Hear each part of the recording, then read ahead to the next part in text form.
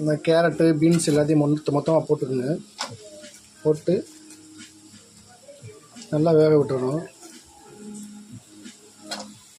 தேவையான அளவு உப்பு, தேவையான அளவு சிக்கன் பொடி லைட்டாக போட்டுக்கோங்க. சிக்கன் பொடியும் உப்பு முக்கியமாக போட வேண்டியது. போட்டுட்டு நல்லா வேக வச்சுட்டு தேவையான அளவு தண்ணி ஊற்றிடுங்க. தேவையான அளவு உப்பு தண்ணி இதெல்லாம் ஊற்றினதுக்கப்புறம் சிம்மில் வச்சுட்டு மூடி வச்சுருங்க. நல்லா கொதி வந்ததுக்கப்புறம் மேகி பவுட்ரு ஒரு 4 பவுடரை பிரித்து உள்ளே போட்டுக்கோங்க. கடைசி மேகி பொடியை போட்டாச்சு. எடுத்து வச்சுருக்க மேகியை உள்ளே உடச்சி போட்டுருங்க.